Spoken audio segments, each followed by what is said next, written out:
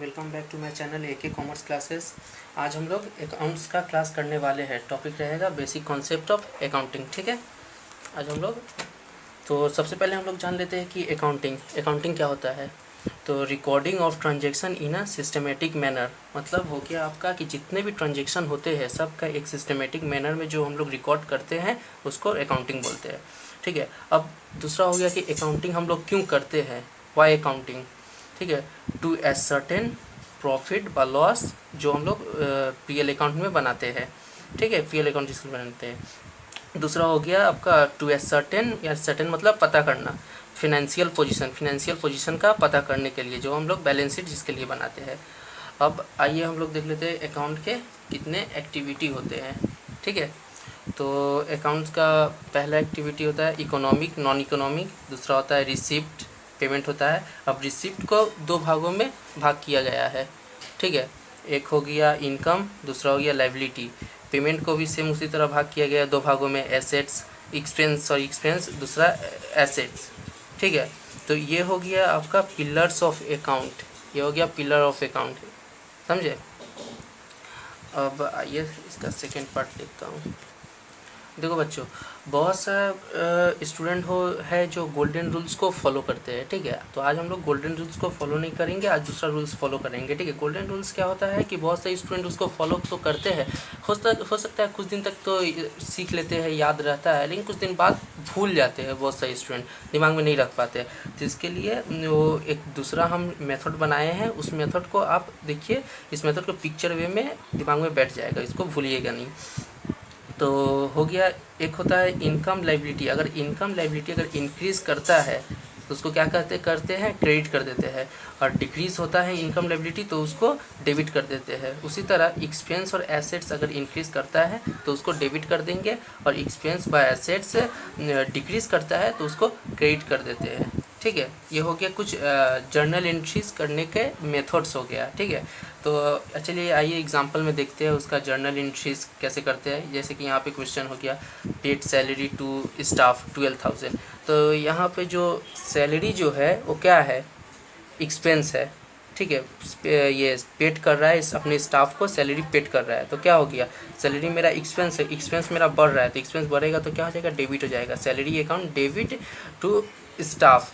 तो क्या कर रहा है, उसको कैश पे कर रहा है, तो कैश क्या है मेरा, एसेट्स है। अगर एसेट्स अगर डिक्रीज करेगा तो उसको क्रेडिट करेंगे, तो हो गया टू कैश और बैंक अकाउंट 12,000 एंट्री हो गया being salary paid to staff. ठीक है, दूसरा हो गया सैलरी आउटस्टैंडिंग।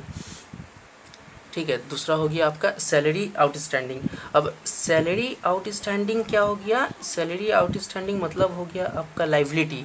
ठीक है, तो सैलरी आउटस्टैंडिंग मेरा लाइबिलिटी है, तो लाइबिलिटी अगर इंक्रीज़ करता है, लाइबिलिटी अगर इंक्रीज़ करता है तो क्या करेंगे, क्रेडिट करेंगे। क्या हो जाएगा यहाँ पे मेरा टू सैलरी आउटस्टैंडिंग। लेकिन और सैलरी जो है मेरा एक्सपेंस है, एक्सपेंस क्या होता है मेरा, ये एक्सपेंस मेरा बढ़ रहा है, उसको पे करना है, तो मेरा क्या होगा, एक्सपेंस मेरा बढ़ रहा है। अगर एक्सपेंस अगर मेरा बढ़ेगा तो डेबिट होगा। और एक बात ध्यान में हमेशा याद रखिएगा कि सैलरी जो है मेरा एक्सपेंस है, वो एक्सपेंस अकाउंट होता है और उसको हमेशा ये डेबिट ही करते हैं। ठीक है, अगर सिर्फ सैलरी रहा तो यहाँ पर जाएगा सैलरी एक्सपेंस है तो सैलरी बढ़ रहा है, salary account debit to salary to outstanding salary account. ठीक है, हो गया। नेक्स्ट हो गया परचेस गुड्स ऑन क्रेडिट। मतलब क्या कर रहा है, परचेस कर रहा है गुड्स क्रेडिट में।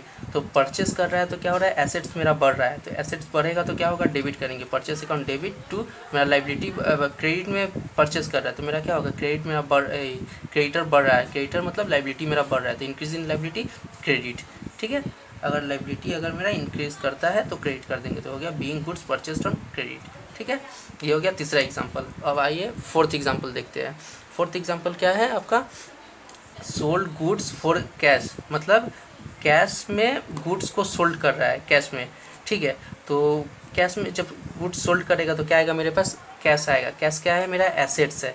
तो एसेट्स अगर बढ़ेगा तो क्या करेंगे, डेबिट करेंगे। कैश अकाउंट डेबिट, कौन सा एसेट बढ़ेगा, कैश, तो cash account debit to sales account. Sales मेरा क्या है, इनकम है। अगर इनकम मेरा अगर बढ़ेगा तो क्या करेंगे, क्रेडिट करेंगे सेल्स अकाउंट। जैसे कि हम पहले आपको बताए थे, अगर इनकम मेरा बढ़ेगा तो इंक्रीज़ होगा तो हम क्रेडिट करेंगे।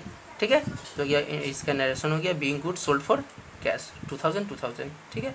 अब आइए चलिए पांचवा एग्जांपल हो गया आपका सोल्ड गुड्स ऑन क्रेडिट 1000। अब यहाँ पे देखिए दूसरा है, अगर किसी को हम क्रेडिट में माल हम सेल करते हैं, एक तो हम लोग किए थे कि परचेस कर रहे हैं क्रेडिट में, अब कर रहे हैं सेल कर रहे हैं क्रेडिट में। तो हम जिसको हम लोग माल जो गुड्स जो है जिसको हम लोग सोल्ड करेंगे वो मेरे लिए क्या हो जाएगा, क्रेडिट में तो हम उसको सेल कर दिए, लेकिन आज नहीं कल वो तो पैसा देगा ना मेरे लिए, पैसा तो देगा ही। तो मेरा वो क्या बन के है, जब तक पैसा नहीं देता है तब तक वो पर्सन मेरे लिए डेटर्स बन के है। तो मेरा क्या हुआ, डेटर्स मेरा बढ़ा हुआ है। तो डेटर्स बढ़ेगा तो क्या, डेटर्स यानी एसेट्स, मेरा एसेट्स अगर बढ़ा हुआ है तो उसको डेबिट कर देंगे, और सेल्स मेरा क्या है, इनकम है, इनकम बढ़ेगा तो क्रेडिट कर देंगे। सेम वहाँ पे being goods sold on credit. ठीक है, यहाँ तक क्लियर है।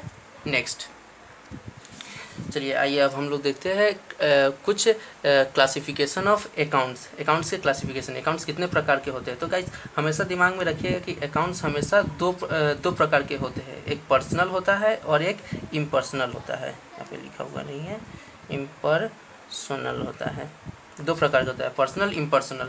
तो पर्सनल अकाउंट में क्या आता है, एग्जांपल के तौर में Mister X account, Y account, Mister Das account, Brahmapur club account, TISCO account, मतलब कोई भी नाम, एनी नेम जो होगा वो मेरा पर्सनल अकाउंट, जिसका खुद का एफिलिएटेड स्टैम्प बन सकता है, जो जिसका कोई भी नाम हो उसको पर्सनल अकाउंट में डाल देते हैं। और इम्पर्सनल अकाउंट में क्या, इम्पर्सनल अकाउंट को दो भागों में भाग किया गया है, एक हो गया रियल अकाउंट, एक हो गया नॉमिनल अकाउंट। रियल अकाउंट क्या क्या होता है, एसेट्स, जैसे हो गया आपका land and building, furniture, cash, stock etcetera, ये सब हो गया कैश, सॉरी एसेट्स। तो एसेट्स मेरा आ गया रियल अकाउंट में, ठीक है।